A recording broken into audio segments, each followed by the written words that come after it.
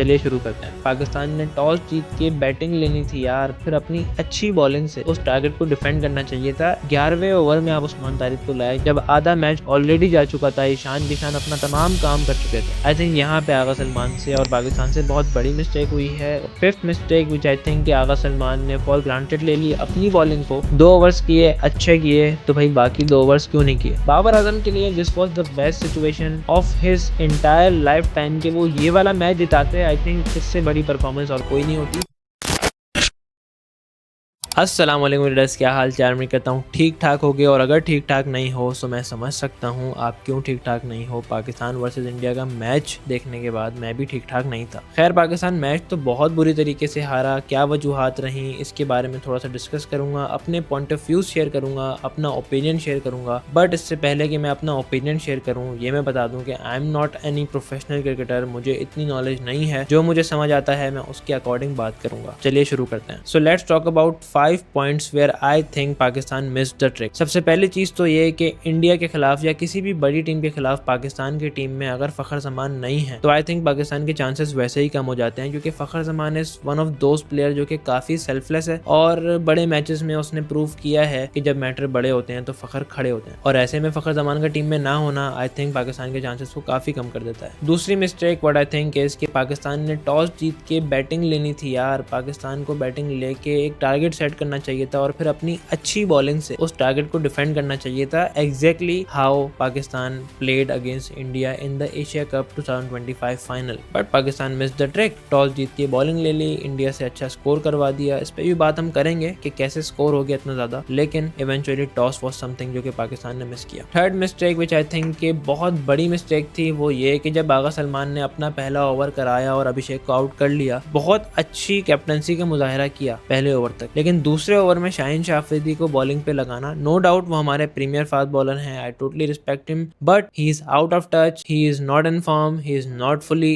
Fit. आई think कि उनको team में नहीं होना चाहिए और उनकी जगह सलमान मिर्जा को होना चाहिए। बट स्टिल अगर वो टीम में थे भी, जब आपको नजर आ गया था कि स्पिन विकेट है, बड़ी बाउंड्रीज हैं, you should not have gone for Shaheen Shah Afridi, you should have gone for Saim Ayub, क्योंकि दोनों लेफ्ट हैंडर्स बैटिंग कर रहे थे सामने, और इवेंचुअली साइम अय्यूब ने काफी तंग भी किया है बाद में। तो अगर पावर प्ले में शाहीन शाह अफरीदी की जगह साइम अय्यूब को अपने साथ लगा देते, आई थिंक प्रेशर बरकरार रहता और एक विकेट और आ जाती, एंड हु नोस साइम अय्यूब ईशान किशान को उसी ओवर में आउट कर देते। Fourth mistake which I think कि बहुत बड़ा ब्लंडर हो गया पाकिस्तान की तरफ से, दैट इज उस्मान तारिक से इतनी लेट बॉलिंग कराना। अब देखो यार, उस्मान तारिक से पूरी दुनिया डरी हुई थी कि यार ये बिल्कुल रुक रुक के बॉलिंग करता है, इसको खेलेंगे कैसे, इसके पास इतनी वेरिएशंस हैं, he is too hot to handle. In fact opponent team के प्लेयर्स प्रैक्टिस कर रहे थे, रुक रुक के सूर्या कुमार यादव अपने बैट्समैनों को प्रैक्टिस करा रहे थे। So of course there was something running back in the mind of opponent team, और आपने उसको यूटिलाइज ही नहीं किया। 11वें ओवर में आप उस्मान तारिक को लाए जब आधा मैच ऑलरेडी जा चुका था, ईशान किशान अपना तमाम काम कर चुके थे। आई थिंक यहाँ पे आगा सलमान से और पाकिस्तान से बहुत बड़ी मिस्टेक हुई है। उस्मान तारिक को शादाब खान से ही पहले लगा लेना चाहिए था, और शादाब खान का आई थिंक कोई रोल नहीं था इस मैच में एज अ बॉलर। जब भी इंडिया से मैच होता है और जब भी बड़ी टीम के खिलाफ मैच होता है, शादाब खान आपको बॉलिंग करते हुए नजर भी नहीं आते, because that's how the confidence level is in with in himself as well as the captain. So ये कोई ढकी चुकी बात नहीं है, शादाब खान बहुत अच्छे प्लेयर हैं, बट बड़े मैचेस में खासतौर पे एशियन टीम्स के against Sri Lanka, India, Shadab Khan is no more a good choice if it comes to world cup और world stages. Fifth mistake which I think कि आगा सलमान ने फॉर ग्रांटेड ले ली अपनी बॉलिंग को। 2 ओवर्स किए, अच्छे किए, तो भाई बाकी 2 ओवर्स क्यों नहीं किए। मेरे नजदीक आगा सलमान को पावर प्ले में ही तीसरा ओवर कर लेना चाहिए था, और उसके ऑनवर्ड्स मतलब 4 ओवर स्ट्रेट अवे कर देते। दोनों लेफ्ट हैंडर बैटिंग कर रहे थे और उनकी पूरी बैटिंग लाइनअप अभी लेफ्ट हैंडर्स पे मुश्तमिल है। So there was no big deal के आगा सलमान आते, अपने 4 ओवर का कोटा पूरा करते और एक आध विकेट भी ले जाते और प्रेशर बरकरार रखते। सो आई थिंक यहाँ पे आगा सलमान ने ट्रिक मिस किया। अब मेरी लिस्ट तो 5 मिस्टेक तक थी, लेकिन पाकिस्तान ने इतनी ज्यादा मिस्टेक की है कि मुझे मजीद मिस्टेक्स इंक्लूड करनी पड़ रही हैं। So let's talk about the 6th mistake Pakistan did was Shaheen Shah Afridi से लास्ट ओवर कराना। देखो, कभी भी जब इनिंग्स एंड हो रही होती है तो एक मोमेंटम लेके जा रही होती है टीम, और पाकिस्तान ने फर्स्ट हाफ खराब करने के बाद सेकंड हाफ काफी अच्छा अच्छा बेहतर किया था और उसमें कमबैक किया था, इसमें नवाज को क्रेडिट जाता है, उस्मान दारिक को क्रेडिट जाता है, साइम अयूब को क्रेडिट जाता है। और लास्ट ओवर से पहले India was struggling to score boundaries, but 20th over एक ऐसे फास्ट बॉलर से करा लेना जिसके लिए इंडियन टीम तरस रही थी कि हमें बॉल मिले और वो मारे, एंड इवेंचुअली पाकिस्तान ने वही किया। अब ये तो हो गई 6 मिस्टेक जो पाकिस्तान ने ऑन फील्डिंग की। अब इसके बाद जो मिस्टेक पाकिस्तान ने की वो इंडिविजुअल मिस्टेक थी। सबसे पहले साहिबजादा फरहान, टॉप स्कोरर, बेहतरीन बैटर और हर मैच में एक आध मैच के बाद मैन ऑफ द मैच ले रहे हैं और बहुत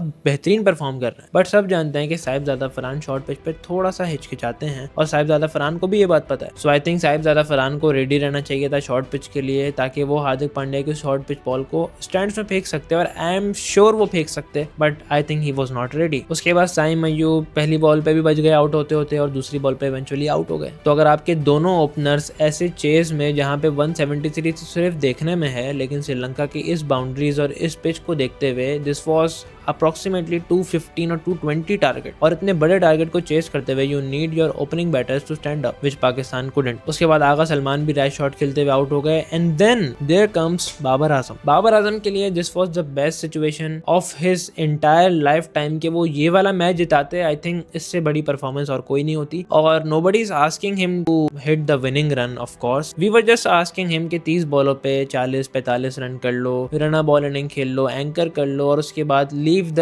rest to Nawaz, Faheem and Shadab. But I think Babar Azam एक अलग ही जोन में चल रहे हैं, and I am honestly not sure कि बाबर आजम अगले मैचेस में खेल भी पाएंगे या नहीं, बिकॉज उनकी जगह बनती हुई नजर नहीं आ रही। Fakhar Zaman is on the bench and Fakhar Zaman should be playing. अब बाबर आजम के आउट होने के बाद कुछ मैच में बचा था नहीं। उस्मान खान ने बहुत अच्छा खेला, बेहतरीन खेला, बट स्टिल वो अकेले मैच को जिता देते। It was a miracle which didn't happen. So these were the mistakes and blunders which I think costed the match for Pakistan. और कुछ अच्छी हाईलाइट्स जो इस मैच में से मुझे लगी, फर्स्ट ऑफ ऑल भाई उस्मान खान ने बहुत अच्छी बैटिंग की, और उस पर बहुत ज्यादा ड्यू थी क्योंकि बहुत से लोग कह रहे थे कि उस्मान खान की जगह नहीं बनती, और मैं भी यही समझता था। लेकिन उस्मान खान ने इतनी बैटिंग अच्छी कर ली कि हमें ये लगने लगा है कि शायद अगले मैचेस में उस्मान खान को खिला लेना चाहिए। इसके अलावा साइम अयूब बैटिंग से तो अच्छा कुछ नहीं कर सके, लेकिन बॉलिंग से जो वो काम कर रहे हैं, आई थिंक शाहीन शाह अफरीदी से जो हम काम चाहते हैं वो काम एक्चुअली हम निकाल रहे हैं साइम अयूब से, and this is a good thing to have, because Saim Ayub as a batsman आपके लिए एक अच्छा रोल प्ले कर सकते हैं। कर नहीं रहे लेकिन कर सकते हैं। बाकी एज अ बॉलर तो वो हर मैच में बेहतरीन बॉलिंग कर रहे हैं, और ये एक बहुत अच्छा साइन है किसी भी टीम के लिए कि आपके पास इतने अच्छे एसेट्स मौजूद हैं। The third positive from yesterday's match is Usman Tariq की बॉलिंग। बेहतरीन वेरिएशंस करते हैं और ओपोनेंट टीम को इजीली बाउंड्रीज नहीं देते और प्रेशर बरकरार रखते हैं। आई एम डैम श्योर कि अगले मैचेस में वो यही चीज कंटिन्यू करें और पाकिस्तान को फायदा दें। लास्टली जो चीज मुझे बहुत अच्छी लगी वो थी आगा सलमान का पहला ओवर कराना। As a captain Agha Salman has not been bowling since long, और उनका इस मैच में बॉलिंग कराना इज अ इंडिकेशन दैट अगले मैचेस में भी वो बॉलिंग कर सकते हैं, और खास तौर पे अगर वो इंडिया के बैटर्स को तंग कर सकते हैं तो वो किसी भी बड़ी टीम के खिलाफ बॉलिंग कर सकते हैं। तो काफी टाइम से वो जो ऑप्शन हम लोग लूज कर रहे थे कि आगा सलमान बॉलिंग ही नहीं कर रहे, इवेंचुअली दैट हैपेंड यस्टरडे। खैर overall this was not a match, this was a complete mismatch and Pakistan lost to India once again. 6 महीने के अंदर अंदर, इनफैक्ट 5 महीने के अंदर अंदर हम चौथी दफा इंडिया से हार रहे हैं, और समझ नहीं आ रहा क्या होगा कैसे होगा। प्लेयर्स को बाहर कर दिया, प्लेयर्स को नए प्लेयर्स को ले आए, बट नए प्लेयर्स को खिला नहीं रहे। As a Pakistan cricket fan बहुत ज्यादा अफसोस है, बहुत ज्यादा दुख है, लेकिन एट द सेम टाइम हमें ये बात पता भी होती है कि पाकिस्तान की टीम इंडिया से उस तरह कम्पीट कर ही नहीं सकती शायद। Where still hopes are alive, Pakistan is not yet out of the tournament. Namibia को हरा के Pakistan can come back and play super 8, और उसके बाद may be who knows Pakistan and India playing this world cup final. आपको क्या लगता है पाकिस्तान टीम में क्या ऐसी चेंजेस होने चाहिए जिसके बाद पाकिस्तान टीम कम बैक कर सकती है? Do let me know in the comments. मैं मिलूंगा आपसे नेक्स्ट व्लॉग में, तब तक के लिए अल्लाह हाफिज।